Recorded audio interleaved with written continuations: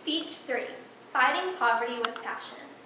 Although Manna is thought of as a program that serves the community, there is also a sense of community felt by its volunteers.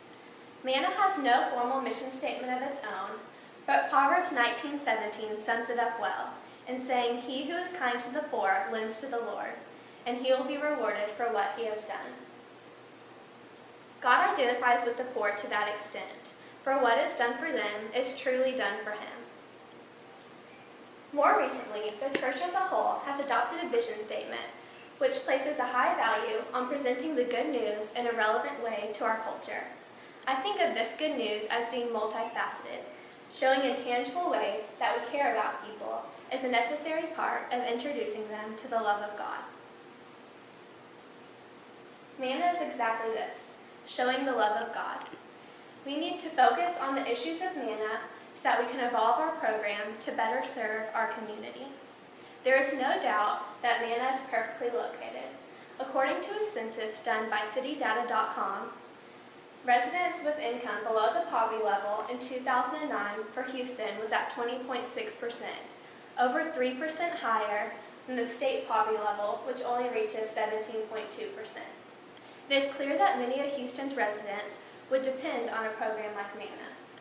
Although some of the people that depend on Manna are unemployed, most of its visitors are underemployed, often asking for prayers for more hours at work, new jobs, or simply can't make ends meet on minimum wage.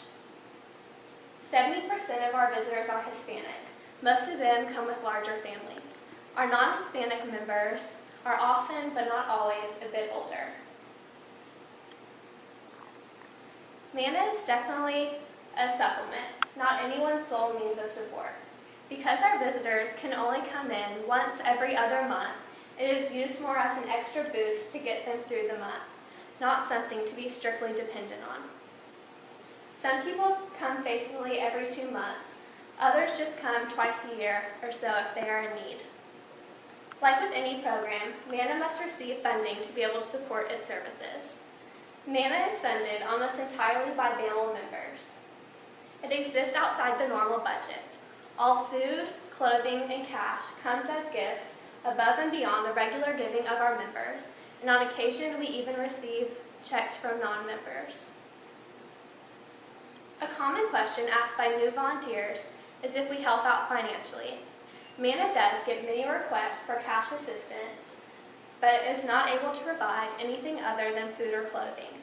Even if we had the resources, which we do not, we are not really in a position to monitor the financial situation of any of our visitors, and we would have no idea how they're spending their money. Although Manna serves the community's physical needs, it seeks to do much more to connect people with God.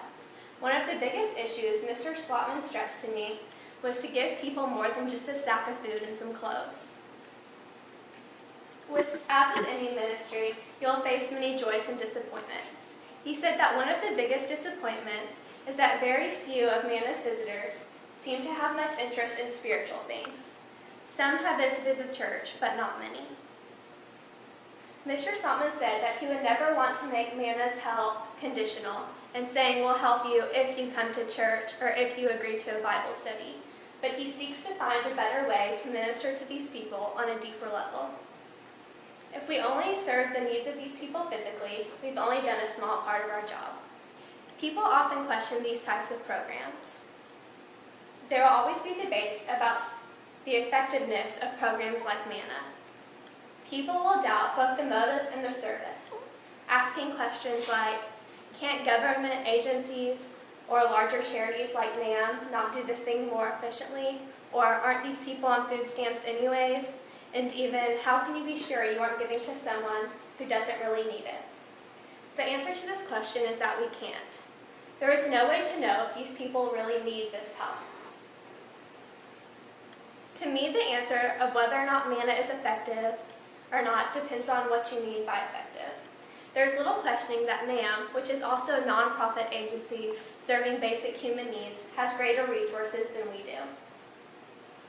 If efficiency is the only criterion, then there is no reason to have anything like Manna. But there are many things besides efficiency to take into account. For example, when you go to a social service agency for help, even one somewhat motivated by faith, you will not hear about Jesus. They will expect that it is the agency's job to help them. However, when they go to a church for help, at some level it must be understood that it is not our job to help them. We are doing so out of Christian motives and love. I think this does make a difference. We clearly state that we have nothing to give but what God has given to us, and we invite people to church, pray with them, and openly express love in Jesus' name. The church also benefits from programs like Manna because it provides an easy outlet for service. Children can learn to be generous and put their faith into action in a controlled environment. The art of serving is that it seems to be infectious, causing people to grow in other areas. By becoming more informed on the issues of Manna, we can learn to better minister to our visitors. Although the effectiveness of programs like Manna will always be questioned, there is no denying its impact on the community. As Albert Einstein once said, "Only a life lived for others is a life worthwhile." By serving Manna each week, you are not only getting others through life, but also giving meaning to your own.